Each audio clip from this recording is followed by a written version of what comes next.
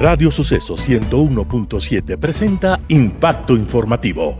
Lo acontecido el día de hoy en el país y en el mundo. El análisis con los personajes de actualidad. Impacto Informativo. Con Edgar Vázquez. Bienvenidos.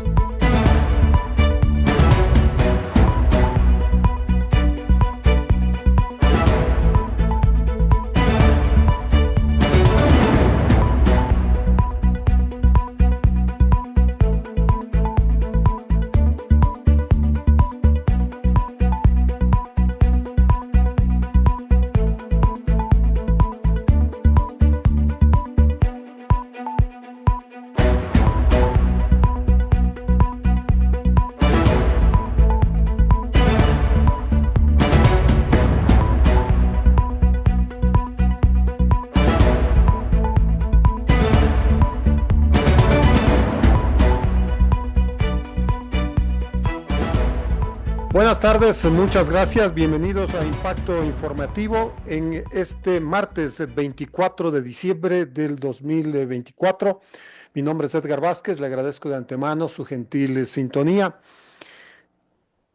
Impacto Informativo llega gracias a Suzuki Autos, del siguiente nivel de vehículos híbridos Suzuki, número 1 líder en ahorro de combustible, 100% autorrecargables y están diseñados para reducir el impacto ambiental. Llegamos gracias a Tarjetas Banco Pichincha, llegamos gracias a CNT, celebra esta Navidad con CNT y el smartphone TCL 40 Next Paper, navega sin límites desde cualquier lugar con gigas ilimitados y llévate este increíble equipo por solo $34.09 más impuestos. No esperes más, llama al 1-800-100-100 o visita tu agencia CNT más cercana. Ser CNT es ser ecuatoriano. Autorización número 956 CNE Elecciones Generales 2025. Nuestros invitados para este martes, vamos a conversar en pocos instantes más con la ex ministra de Inclusión, Berenice Cordero. Vamos a repasar lo social en esta Navidad. Luego dialogaremos con Natalie Pernet, candidata asambleísta por el Partido Social Cristiano en la provincia de Pichincha. Hablaremos sobre sus propuestas de campaña y finalmente vamos a hablar sobre los apagones y las ventas navideñas con Juan Carlos Díaz Granados, exdirector de la Cámara de Comercio de Guayaquil, empresario y articulista. Sin más preámbulos, saludamos a través de la vía virtual a la ex ministra de Inclusión, Berenice Cordero. Muchas gracias por su participación. Hay un tema que es coyuntural, que está todavía en pleno desarrollo, en plena investigación. Se han pronunciado las autoridades del Ministerio de Defensa, se ha pronunciado el presidente de la República. De hecho, hay amplia participación de múltiples sectores, la Asamblea Nacional, pero todo esto parece decantarse, en opinión, por ejemplo, del presidente de la República, en una suerte de manoseo político de lo que debería ser una preocupación nacional, como es la desaparición de los 4 niños de la ciudad de Guayaquil. ¿Qué piensa al respecto? Berenice, bienvenida. Gracias, Edgar, y también un saludo muy cordial a todos quienes nos escuchan. El caso de los niños de las Malvinas, o lo que se ha llamado en las redes sociales los 4 de Guayaquil, es un gravísimo daño a la democracia, es una gravísima violación a los derechos de la niñez en el Ecuador. Y de hecho hay actores políticos que se han querido beneficiar, ¿no?, de una u otra manera de esta situación, lo cual también es lamentable, es algo que ya no debería ocurrir, es algo que, digamos, utilizando una situación tan compleja para las familias, los niños no aparecen, se fueron con vida y no han regresado todavía a sus hogares, debería ser motivo de una enorme preocupación y respeto por las familias, respeto por las comunidades. Las Malvinas es una de las zonas más pobres de Guayaquil y efectivamente hay actores políticos que han deshonrado, digamos, el quehacer político, que implica actuar con ética, actuar con serenidad y orientando a la comunidad, orientando la opinión pública y apoyando también, Edgar, vale decir, una demanda social. Pasaron muchos días,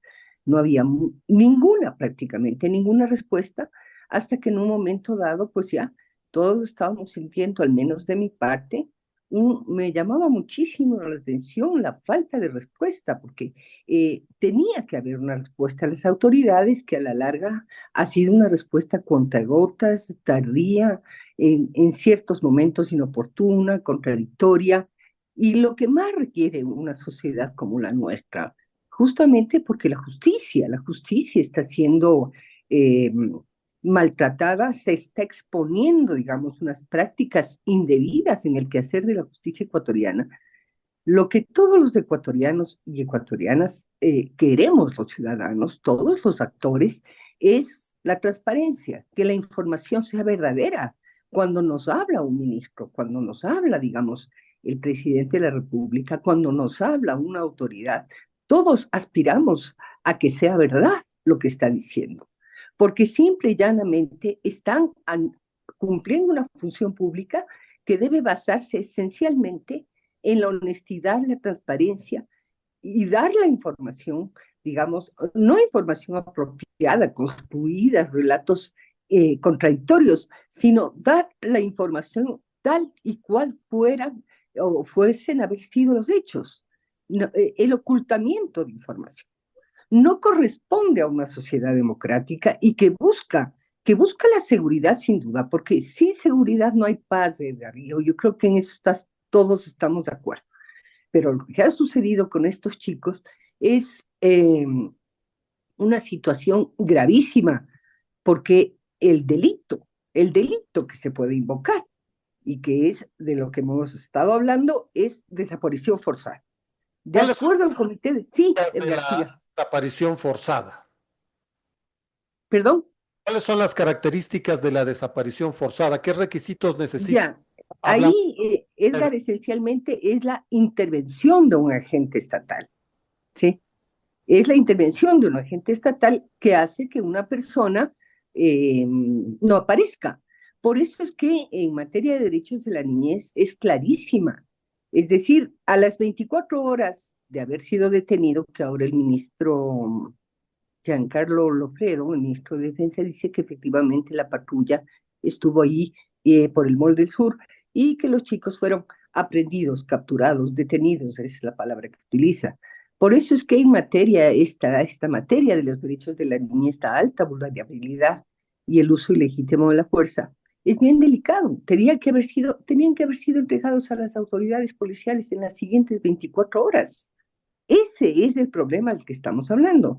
Entonces, no se puede, digamos, desaparecer una persona más allá de la guerra interna, más allá del conflicto que tengamos, más allá de la dificultad de seguridad por la que estamos atravesando los ecuatorianos.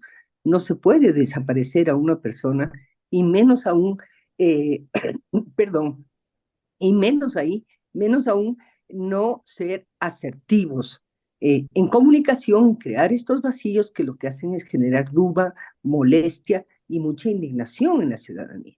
Sin duda esto es lo primordial, pues, ¿no? La integridad de estos niños, de estos jóvenes. Pero esa preocupación, a veces cuestionada, y especialmente por el jefe del Estado, de algunos sectores políticos que al pasar algunos días, pues hacen una serie de comentarios. ¿Por qué no lo hicieron pues a las 24 horas, a las 48 horas? El caso específico del ex ministro Ricardo Patiño, ¿no? Que ha sido censurado por el presidente Daniel Noboa, pero incluso por sus propios correligionarios, del alcalde de Guayaquil, ¿no? ¿Cómo ve usted esa participación? Bueno, me parece que ahí ya se superaron todos los límites, ¿no? De la ética que tiene que tener un político. Es decir, estas familias son pobres, como todos los habitantes de estas zonas, digamos, en Guayaquil. Son zonas que están muy afectadas por la pobreza siempre, las invasiones, etcétera, la falta de agua, etcétera, la falta de seguridad. Entonces me parece que tiene que haber un límite en la actuación de los políticos. Esto de ahí, de ir a entrevistar, sí, de alguna manera eh, sí, es una, es disruptivo, es una intromisión en el dolor de las familias. Eso no se hace. Es decir, y eso no se hace porque hay un simple respeto, tiene que haber un respeto mayúsculo a lo que están viviendo estos padres. Pero Yo tome, personalmente no estoy de acuerdo con el comportamiento de, en este caso, de Ricardo Patiño. No, y me parece que en lugar de ayudar, digamos, desde el punto de vista político, lo que se ha logrado es exactamente lo contrario y que se hable de politización de este acto pues violento, ilegal, eh, que nos está parece que quitando la vida de los niños. bueno, esperemos aquí ya tener noticias en firme. Pero hagamos una retrospectiva de lo que ha sido este 2024. Ya faltan pocos días para que termine. ¿Cómo ve usted el panorama social de este año de gestión de Daniel Noboa? Bueno, él se está enfrentando a un año muy difícil, un año en el que no hemos podido crecer. Fíjese que crecemos prácticamente como Cuba, eh, al 0,9%. Ya el año que viene dicen que máximo 1,4%. Entonces, el crecimiento económico está estancado. De una u otra manera también se habla de que puede haber mejoría el año que viene, pero de hecho las proyecciones igual son complicadas. Tenemos un endeudamiento muy fuerte que prácticamente secuestra nuestra economía y de otra parte tenemos un problema muy grande de empleo, ¿no? Solamente que 2.700.000 ecuatorianos tienen empleo formal. Los otros 4,5 millones pues tienen empleos precarios. No alcanzan estas familias, estos individuos, no alcanzan a tener, digamos, recursos para cubrir una canasta básica de 800 y la canasta vital de $500. Entonces, esto hace que muchos niños hayan debido abandonar las aulas. El otro día justamente estaba revisando eh, 2021, 2020-21 y 2021-22, me parece que fue, o 23, revisando la matrícula. Y es impresionante, estamos hablando de 400 chicos que ya no se, 400.000, perdón, Edgar, que ya no se matricularon en el sistema educativo. ¿Y por qué no se matriculan?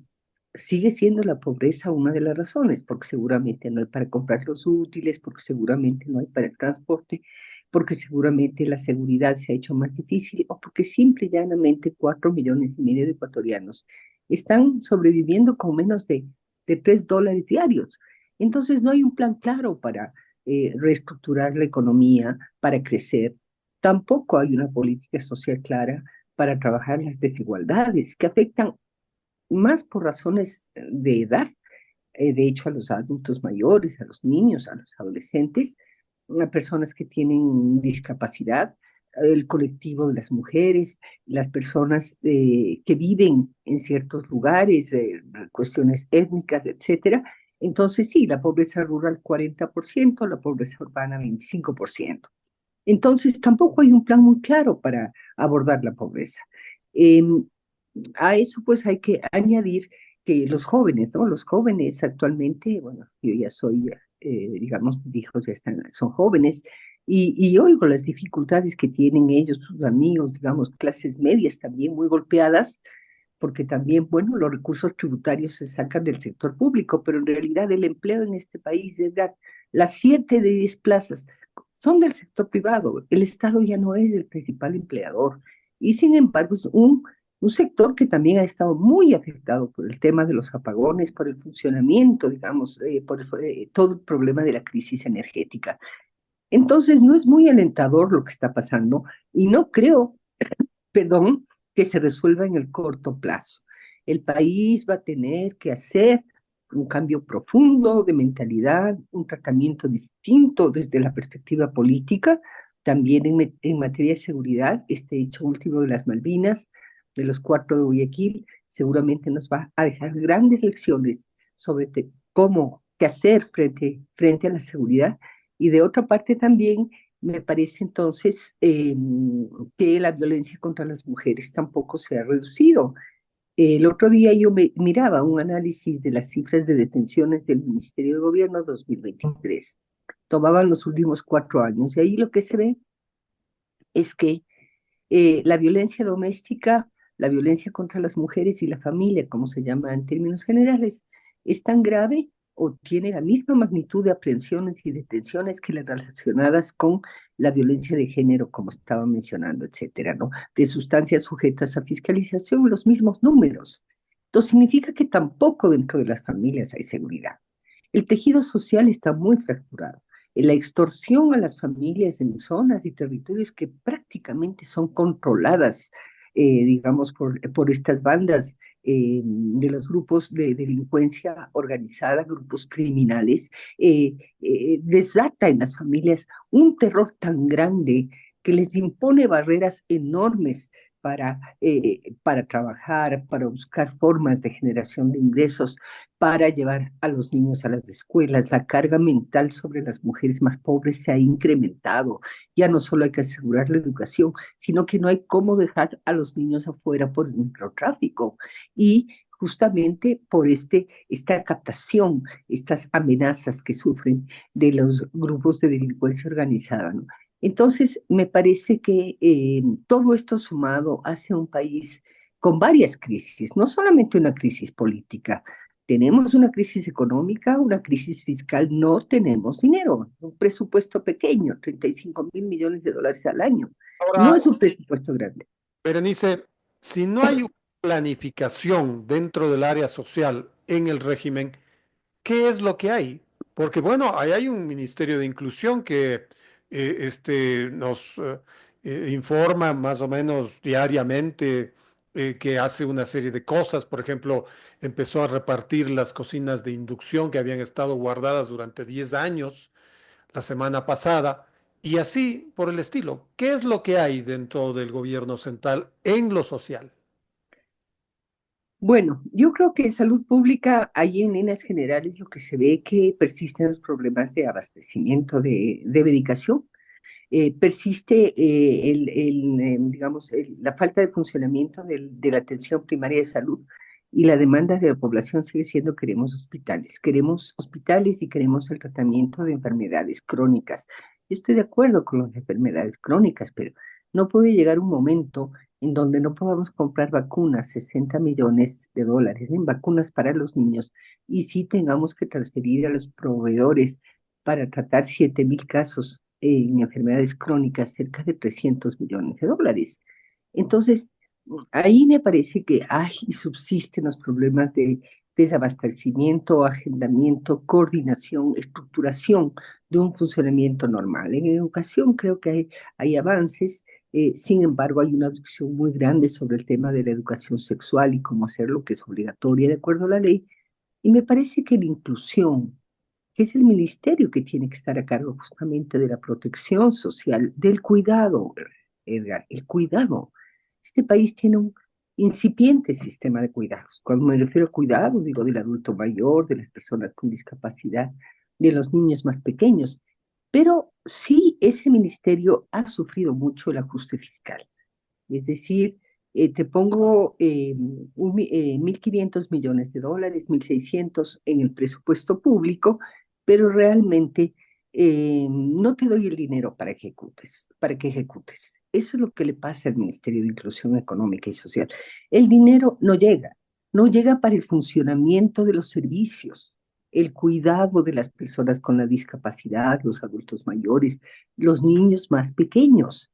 Eso es lo que está sucediendo. Hacen sí las transferencias monetarias, ¿no? Me refiero al bono, a los distintos bonos, pero paralelamente hay que trabajar el cuidado de estas personas, no es solamente la transferencia monetaria. Entonces ahí me parece que las dos enfoques de inclusión y de protección social, y los servicios de cuidado están muy desarticulados y han sufrido, digamos, estos gastos sociales en particular en inclusión social, han sufrido, digamos, del ajuste fiscal. No se han entregado los fondos, hay unas crisis de los cooperantes, no se pagan las educadoras, los servicios no son de buena calidad, la información no está al día, no hay transparencia para hablar de estos temas, y crea mucho malestar si no tiene una opinión distinta. Lo que obtiene, digamos, es a ratos una respuesta que no es una respuesta prudente, decir, entre los ecuatorianos debemos hablar. Si no estoy de acuerdo con algo, puedo decir libremente. Además, entonces los medios de comunicación ahí juegan un papel importante para hacer conocer También justamente. hay una suerte de superposición con los esfuerzos sociales que hacen los gobiernos locales, por ejemplo, en ciudades como Guayaquil y Quito. ¿No se está No, haciendo esfuerzos en los mismos programas? no, ¿Cómo Edgar, mire, el esfuerzo nacional más grande van es el del esos esfuerzos MIES. locales? No, los gobiernos locales no, tienen inversiones chiquititas en educación. A ver, voy a ponerle un ejemplo. El municipio de Quito tiene 6 unidades de salud. No, pues, no, pues, qué sé yo, tiene 7 establecimientos educativos de muy buena calidad. Bueno, tiene la primera guardería directa, la inauguró anteayer el alcalde Pavel Muñoz. No, es decir, no, no. La capacidad de nivel central respecto al cuidado es la del MIES. Entonces no compiten. Es más, Edgar, yo eso creo que es un tema que hay que analizar. Gran parte de los servicios que se ejecutan son hechos por contrapartes, son municipios, son cofinanciados entre el MIES y un municipio, una organización no gubernamental, etcétera, ¿no? Puede ser también un gobierno autónomo, un GAT parroquial, etcétera. Es decir, entonces estos servicios, solamente para que tenga una idea, Edgar, centros de cuidado infantil del MIE se le llaman directos, son creo que 20 o 25, ya no recuerdo bien. Los otros 2.200 son administrados y ejecutados, bueno, bajo la política, las normas técnicas, la gestión, la supervisión del MIES, pero son ejecutados por otros actores del territorio. Entonces, en algún momento realmente hay que pensar hasta dónde estos servicios deben tener, digamos, más bien este enfoque territorial, ejecutados como se ve que tienen que unir fuerzas, porque como contraparte ponen el local, contratan algunas educadoras, contratan personal, dan cierto material, etcétera. Entonces, ya son servicios básicamente ejecutados en territorio, en convenios de cooperación. El problema es que si usted no les da el dinero, se les genera un problema automático de calidad del servicio, se deteriora, las educadoras no cobran sus salarios, no se hacen las visitas domiciliarias, muchas veces por temas de seguridad, y todo eso pues está generando que el servicio sea precario. Esa es la palabra que quiero usar. Se ha precarizado el servicio. Ese es pues el balance de lo social a fines del 2024. Quiero agradecerle a la ex ministra de Inclusión, Berenice Cordero, por ponernos en perspectiva este tema. Gracias a su participación, gracias por la charla y una feliz Navidad, Berenice. Igual a todos los ecuatorianos, todo el afecto y prosperidad. Muchas gracias. Gracias, Eduardo.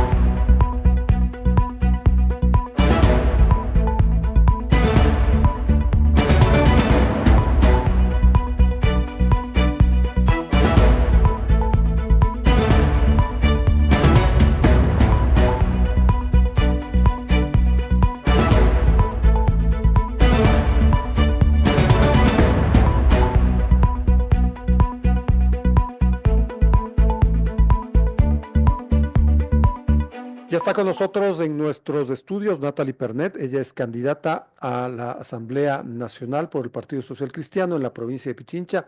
Natalie, gracias por estar con nosotros. Bueno, hay algunas cosas que han ocurrido en estas últimas horas. Entre ellas un tema que tomó pues algunas semanas, incluso meses, y es esta posibilidad de que la vicepresidenta Verónica Abad sea pues separada, suspendida del cargo. De hecho, estuvo suspendida durante algunos días, pero la jueza Nubia Vera ya tomó su decisión, dejó sin efecto la suspensión. Eh, en términos generales, como para releer la jurisprudencia que queda, ¿cómo lo toma Natalie? Edgar, buen día, ¿qué tal con todos? Una buena tarde, una feliz Navidad, dicho sea de Muchas paso. gracias. Antes de hablar como hoy candidata, quisiera hablar como abogada y en especial como especialista, valga la redundancia, en derecho laboral.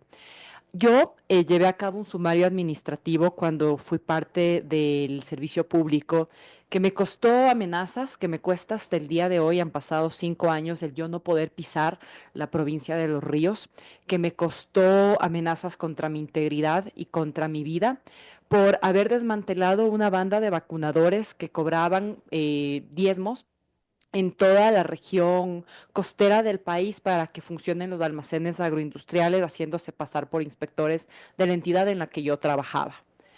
Usted no se imagina lo que fue llevar a cabo ese proceso.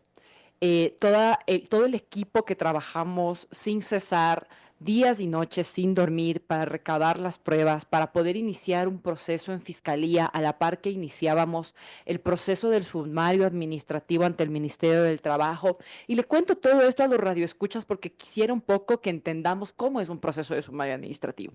¿Cuál era mi objetivo con el sumario administrativo? Que a este señor que tenía un nombramiento permanente, perdónenme, un nombramiento, un servidor público de carrera, que era un servidor de apoyo y que manejaba un auto de altísima gama y que a mí no me daban las cuentas porque ya quisiera yo que todos los excelentes miembros del servicio público que están en servicio público de apoyo, es decir, que están por menos de la escala del servidor público, es decir, que no ganan más allá de $600, tengan la facilidad de tener vehículos, no solamente vehículo de alta gama como este señor tenía.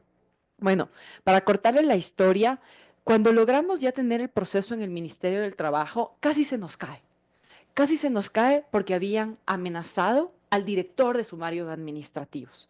Y esto tuvo que escalar a las más altas esferas, es decir, a los ministros de ambas carteras de Estado e incluso a quien en su momento ocupaba la vicepresidencia de la República, a quien mando un fraterno saludo el ex vicepresidente Sonnenholz, quienes me dieron todo el respaldo para que se falle en derecho en donde yo recibí una respuesta por parte de quien fue destituido de me destituiste. Eso es una cosa. Pero si te metes conmigo penalmente, estamos hablando de otra. La acción penal entiendo que se archivó, yo dejé ese cargo y de hecho por este sumario administrativo que hoy les cuento, yo llego a ser subsecretaria de Política Pública en el Ministerio de Trabajo, en donde justamente recayó en mis manos los reglamentos y los acuerdos ministeriales de cómo se deben llevar a cabo los sumarios administrativos, porque por esta experiencia que yo tuve nos dimos cuenta que era complejísimo lograr sacar elementos tan nefastos con pruebas de fiscalía. Imagínese usted, si con todas estas pruebas era imposible, ¿cómo a menos de 3 años se lleva a cabo un sumario administrativo de la noche a la mañana que destituye a alguien electo por voluntad popular? Es decir, no a alguien que es un servidor público de carrera, que sí es un servidor público, pero no de carrera, es decir, que no le cabe el sumario administrativo. Entonces, Edgar, a mí este proceso sí me ha tocado las fibras más fuertes por esta experiencia que les comento, para que los radioescuchas también sepan un poco mi trayectoria como abogada que me ha llevado a querer tomar un puesto de decisión pública y en donde hoy veo mucha valentía en la jueza Vera, porque esto no es cuestión hoy de la señora Abad. La señora Abad es transitoria, la señora Abad dejará de ser vicepresidenta probablemente en mayo de este año venidero y quedará en la institución, quedará el cargo. Y estos precedentes tan nefastos harán que probablemente mañana se pueda destituir a través de este mismo mecanismo a un presidente de la República, a otra vicepresidenta. Entonces, mi llamado a mis ecuatorianos es que dejemos estos apasionamientos de ponerle nombre a las causas y ponerle a las causas instituciones, porque justamente por ponerle nombres y pasiones es que cada vez los umbrales de la poca institucionalidad que tenemos como país se van degradando más. Entonces, si mañana destituyen a alguien que me cae mal, está bien, pero si destituyen a alguien que me cae bien, está mal. Para eso existe la ley, si no volvamos pues a lo más primitivo. Otro tema que quisiera su planteamiento, su criterio, es el que tiene que ver con la suspensión de la ley antipillos.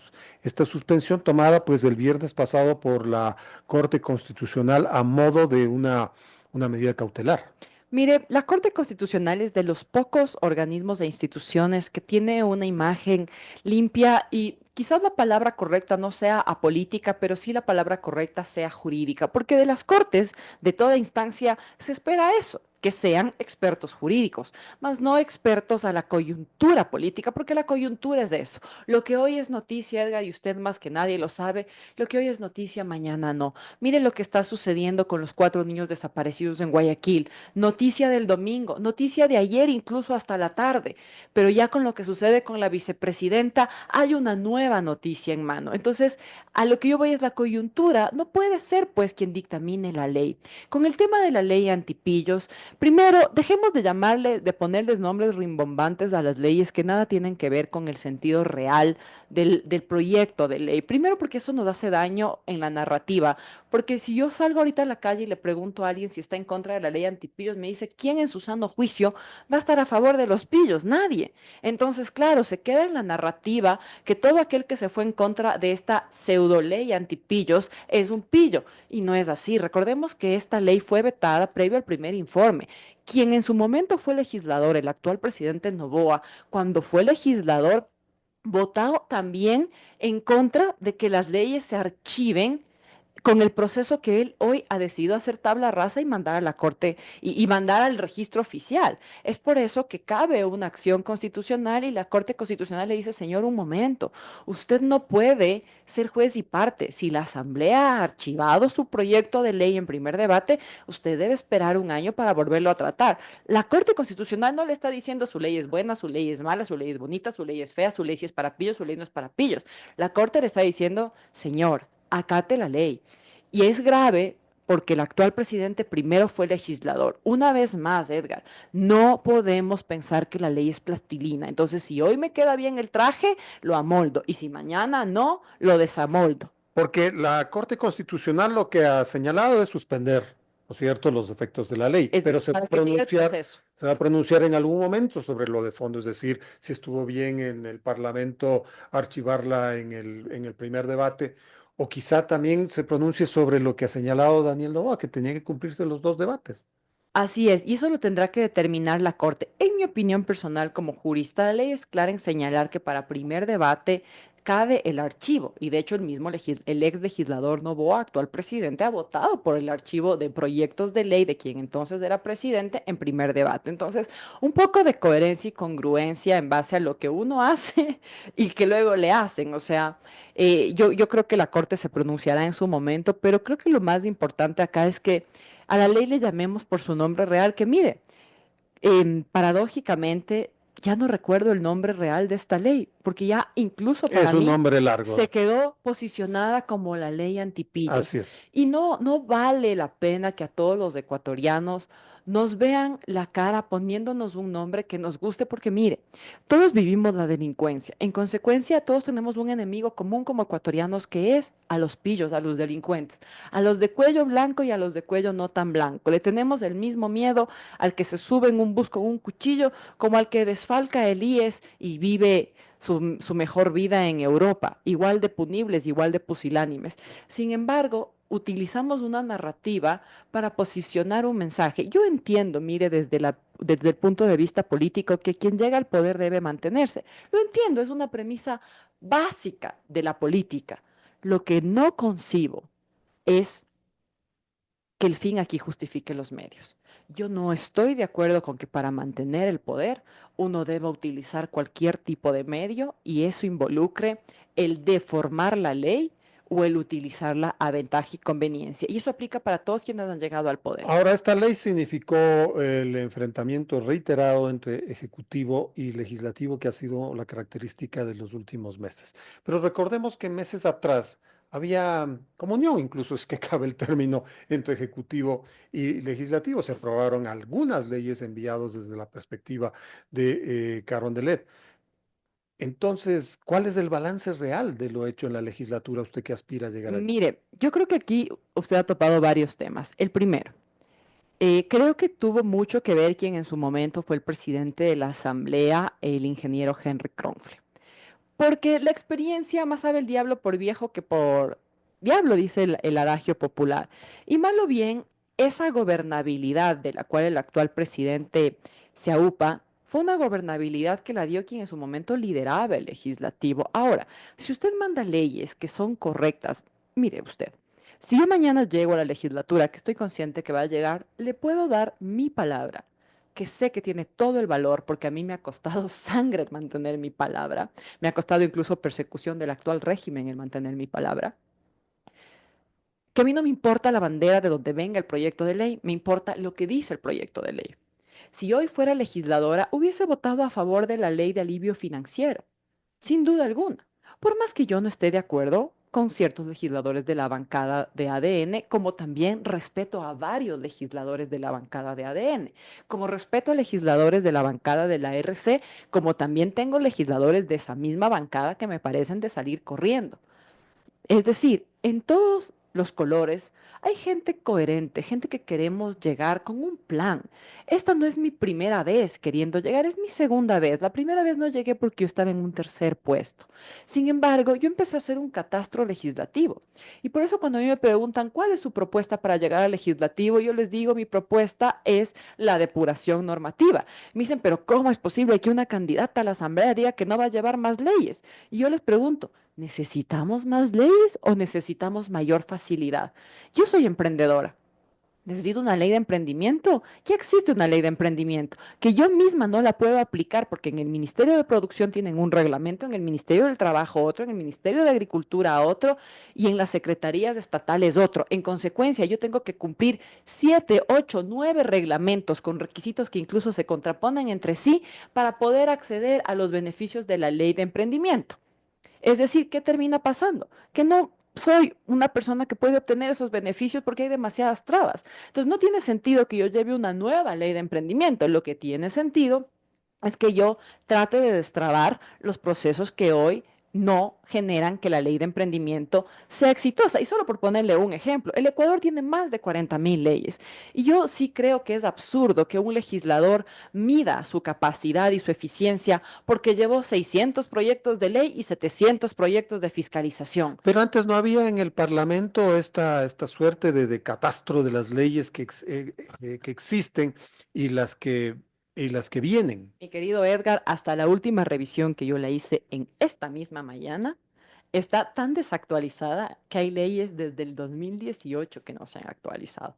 Créeme que por eso mi equipo y yo hemos hecho un trabajo titánico y es mi tesoro. Lo tengo encriptado en varias nubes, el catastro legislativo que yo he hecho con principal énfasis en materia laboral y en materia de género, que han sido mis banderas, no ahora que pretendo llegar a la legislatura, sino como abogada y como activista, porque son los temas que más me llaman la atención. Sin embargo, le prometo, ha sido un trabajo titánico el poder tener un registro que sí está actualizado, el que consta en la página de la Asamblea Nacional, y le invito a cualquiera de nuestros oyentes a revisarlo, no está actualizado. Bueno, la cuestión es llegar a la legislatura, que es lo complejo, porque Yo se creo está que diciendo, llegar con un plan, porque imagínese todos los que van a llegar con el arrastre. ¿Sabe que ahí le doy la razón al presidente que el día de ayer decía en el enlace radial que se necesita llegar con nuevos legisladores a la legislatura para tener gobernabilidad? Yo estoy de acuerdo con el presidente. Por eso mismo creo que debemos llegar los que tenemos capacidad. Y me apena decirle al presidente que en sus listas, pues, tiene figuras que pueden verse bonitos, pero pues en la legislatura no necesitamos gente bonita, necesitamos gente capaz. le decía, llegar cuando las encuestas ya están señalando que entre la Revolución Ciudadana y ADN se van a repartir la legislatura. Por eso es tan importante que tengamos voces dirimentes como la mía, Edgar. Y aquí sí le digo con amplia humildad, y con el atrevimiento de decir un voto de confianza a quienes me escuchan, porque mi trayectoria habla por mí misma. A mí no me interesa quién se vaya a sentar en Carondelet. Yo le soy fiel a una sola persona en esta vida y es a Natalie Pernet, a los principios que a mí me han inculcado mis padres y mi familia desde que soy niña. Como yo lo he dicho, yo no vengo de una familia que me haya a mí heredado el puesto en la legislatura o que me haya a mí heredado un puesto político o que me vaya a heredar otro patrimonio que no sean los valores que yo traigo, y con eso yo voy a llegar a la legislatura.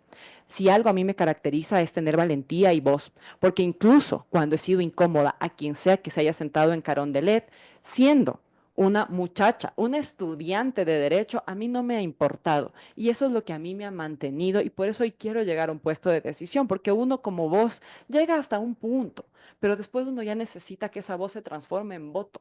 Y para eso necesita sentarse en donde están los tomadores de decisión. Entonces, si es que esa asamblea que hoy las encuestas dicen que estará así, es todavía más necesario que la ciudadanía pueda escucharnos a voces, que vayamos a llevar un contrapeso que vaya de la mano con el fundamento, porque no es cuestión de ir a poner un contrapeso por poner un contrapeso. Uno no tiene que ser una piedra de tope del progreso, uno tiene que ser una piedra de tope del autoritarismo, y uno tiene que ser un río y una afluencia del progreso. ¿Hay diferencias sustanciales entre el mandato de Henry Kronfle y el de Viviana Veloz? Yo creo que sí, creo que la experiencia, creo que salta a la vista cómo se llevaba a cabo la asamblea, e incluso después de que estaba en el subsuelo de popularidad, llegó a tener niveles de popularidad nunca antes vistos. Y lo de ahora, en donde también creo que Viviana Veloz tiene ya que lidiar con una asamblea que está de campaña. Entonces, también es un buen momento para que los ciudadanos veamos a todos aquellos que nos están pidiendo la reelección cómo se van a comportar durante estos meses, porque una cosa es estar en campaña y otra muy distinta es que el país se tenga que paralizar porque se está en campaña. En Y enero va a ojo, quedar fracturada la asamblea. y ojo aquí, Edgar, porque cuidado, cuidado, y vayamos a hacerle caso a la presidenta del Consejo Nacional Electoral señalando, y a varios colegas que con tristeza veo que han salido a defender lo indefendible, a decir que el cielo puede ser rojo, señalando que la Constitución dice que no se necesita pedir licencia, y entonces si el señor presidente no pide licencia, que ninguno pida licencia. Esto no, o sea, el Ecuador no puede volverse el que peca y resempata. O sea, si yo robo y usted roba, entonces no pasa nada. Básicamente ese es el ejemplo que estamos dando. Si todos nos brincamos la ley, entonces nadie se brincó la ley. Cuidado, cuidado, porque la Constitución es bien, bien clarita y hoy tenemos que hacerla respetar. Yo entiendo, no nos puede gustar quien vaya a suceder en el poder, pero pues hágase cargo que quien le escogió no fuimos nosotros. Quienes inscriben los binomios son los candidatos a presidentes y los partidos políticos, y quien escogió a la señora Abad para que le acompañe fue el actual presidente Noboa. Debe hacerse cargo y responsable de sus decisiones, porque nadie más escogió eso, él escogió. Perfecto. Natalie Pernet, candidata a la Asamblea Nacional por el Partido Social Cristiano en la provincia de Pichincha. Feliz Gracias, Navidad. Edgar. Feliz Navidad a todos nuestros radioescuchas, y que tengamos una noche de paz, una noche buena, que nos lleve a la profunda reflexión. Solo, Edgar, para cerrar lo que está sucediendo con los niños de Guayaquil desaparecidos, yo le llamo a la reflexión en los profundos prejuicios y brechas sociales que tenemos. Pensemos que pudiesen ser nuestros hijos.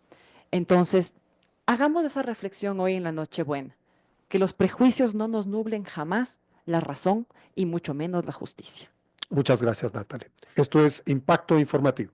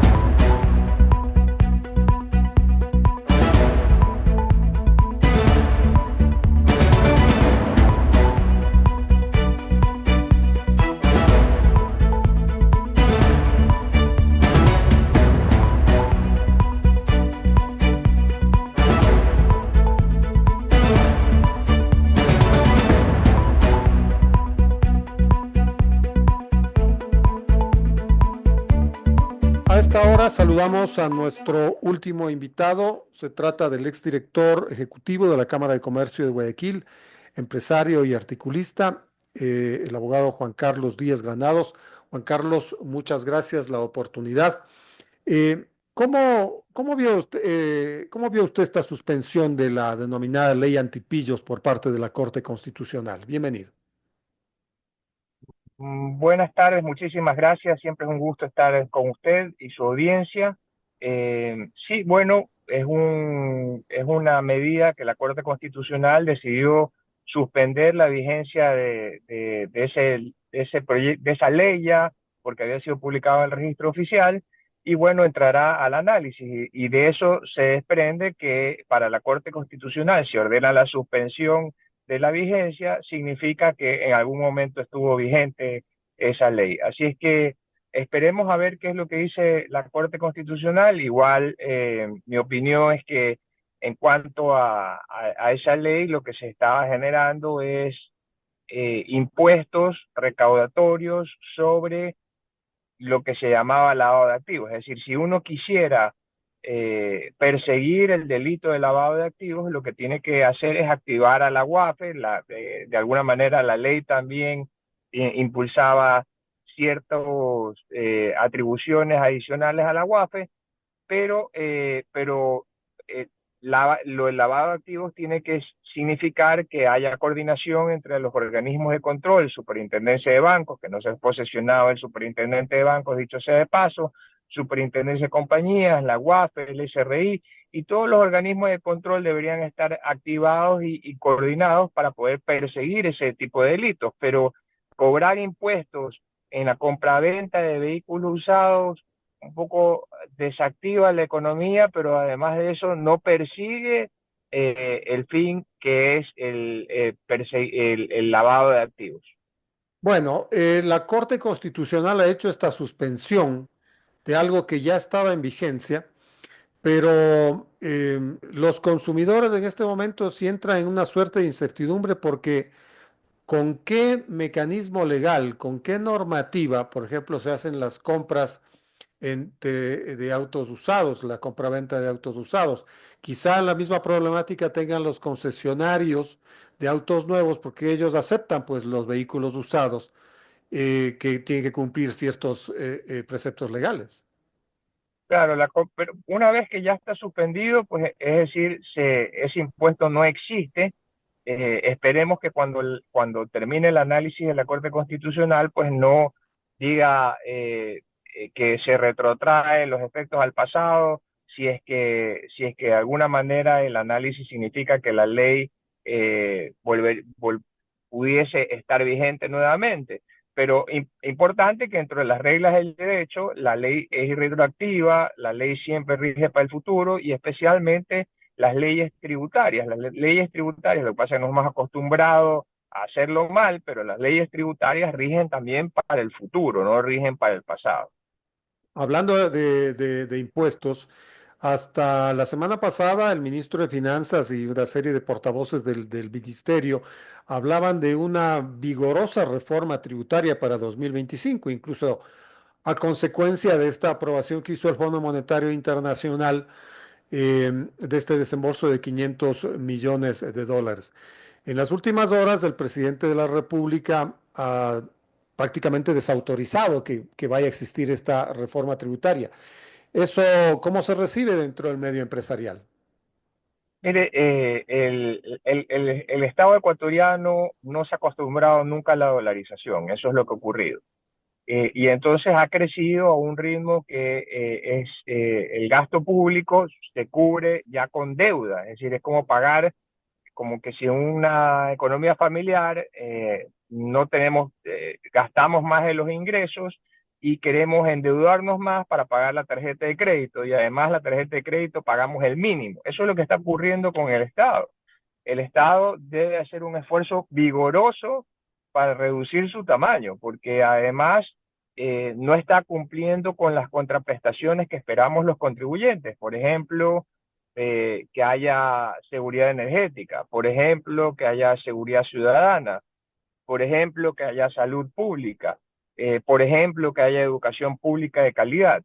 Entonces, vemos un Estado que constantemente requiere más recursos, y digo, no se ha acostumbrado a la dolarización porque, claro, lo que quisieran es imprimir moneda, pero la dolarización no impide eso de ahí.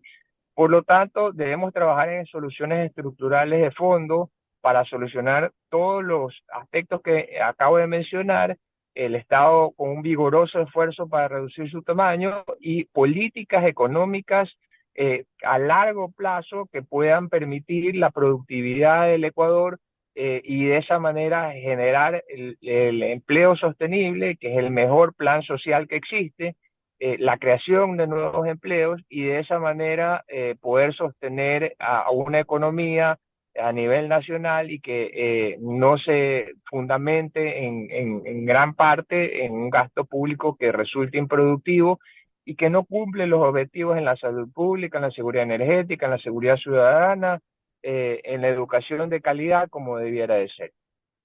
El empresario Juan Carlos Díaz Granados en Impacto Informativo. 4.500 millones ha sido la incidencia de los apagones en el aparato productivo. El gobierno no admite más del 1.7% del PIB, o sea, más o menos 1.800 millones de dólares. Hay una brecha bastante grande en los cálculos. El tema de fondo es que no hay energía eléctrica. El tema de fondo es que nos fallaron aquellos funcionarios de este Estado gigantesco que debieron haberse encargado de mantener la generación eléctrica, que debieron haber no solamente mantenido, sino creado más fuentes de generación, porque un país del siglo XXI que está produciendo requiere más energía eléctrica. Y ahí de nuevo tenemos que entrar en políticas de cambios estructurales, porque no puede ser que el Ecuador le compre energía a un privado en Colombia, que es el que nos salva, y en Ecuador no se puede, los privados por excepción no pueden generar energía eléctrica. Entonces vemos que ahí hay un desfase, los recursos de los ecuatorianos se están yendo para allá porque los funcionarios del sector público se dedicaron a las prebendas de los sindicatos, a las indemnizaciones cuantiosas, a no pagar energía eléctrica a ellos y sus familiares, y nos han fallado. Y nos han fallado también aquellos políticos que impulsaron este modelo que al final implica un monopolio del sector público, del Estado, que no es eficiente y que nunca ha sido eficiente y que no va a ser eficiente, y por lo tanto se requiere una reforma estructural para poder solucionar este inconveniente más allá de las cifras. Es decir, la realidad es que no hay un déficit de energía de 1.000 millones, perdón, de 1.000 megavatios por hora, y que de alguna manera con la gestión de este gobierno se ha ido solucionando, y que se deben hacerse todas estas soluciones, implementarlas, pero al final el sector industrial pues está autogenerando con los consecuentes costos que eso implica y que no deberían incurrir. Para que exista una Navidad más o menos normal, el gobierno ha decretado un apagón industrial, de manera que el sector residencial pueda, lo que ya dije, ¿no? Tener pues cierta normalidad en estas fiestas. Pero, ¿cómo esto le perjudica al sector industrial? Bueno, es que el sector industrial, es decir, los generadores, como hemos podido notar todos los ecuatorianos, están diseñados para funcionar de emergencia, pero no para funcionar constantemente, y además implican, como algunos hemos podido notar, implica inversión para poder no solamente comprar la generación y autogenerar, sino que también el combustible para poder generar, los costos adicionales que eso implica, y no es justo que un sector industrial o que la ciudadanía haya pagado sus impuestos, que haya pagado por la generación de energía, y al final a un sector le digan, mira, tú tienes que autogenerar para que todos los demás tengan. Entonces, al final, estas injusticias se producen porque el modelo de un monopolio público del sector energético no funciona, no aparecen aquellos políticos que impulsaron esto en el pasado, y tampoco veo que aparecen aquellos funcionarios públicos que debieron haber sido los responsables de carrera por haber mantenido bien el parque energético del Ecuador. Así es que veo estas personas invisibles que no asumen su responsabilidad, y por lo tanto tenemos que cambiar este modelo a un modelo en el cual los privados puedan producir, sea fácil invertir en el Ecuador con doble beneficio.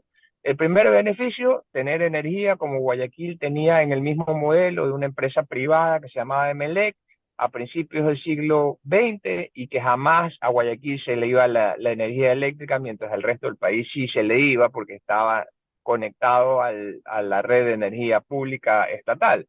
Ese modelo es un modelo probado que funciona además en países, no digamos Estados Unidos, Colombia, que nos está vendiendo energía, Perú, que también tiene un modelo similar. Entonces copiemos esos modelos y hagámoslos funcionar en el Ecuador.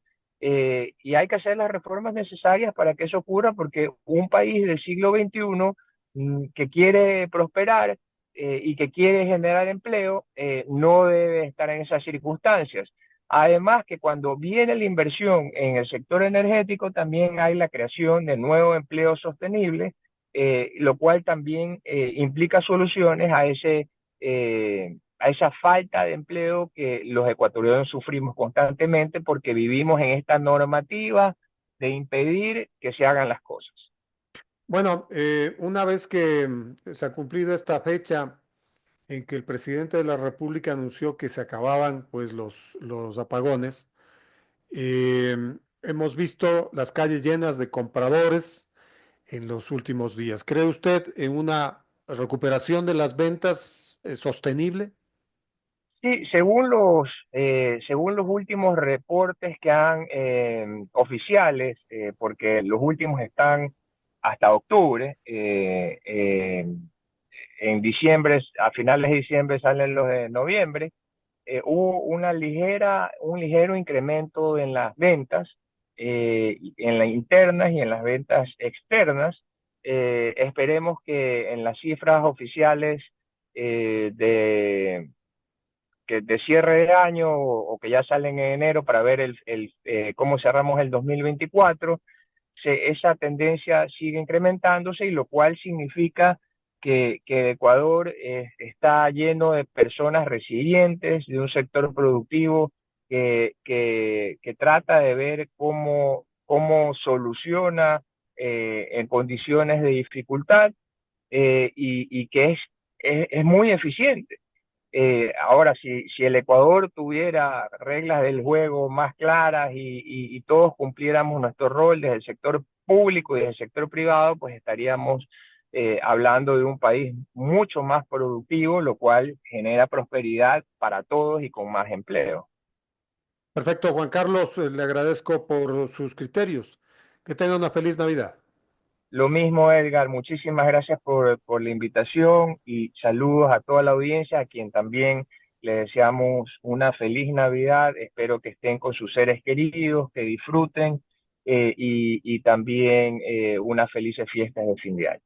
Lo propio para usted, muchas gracias. Estuvo con nosotros el empresario Juan Carlos Díaz Granados, exdirector ejecutivo de la Cámara de Comercio de Guayaquil.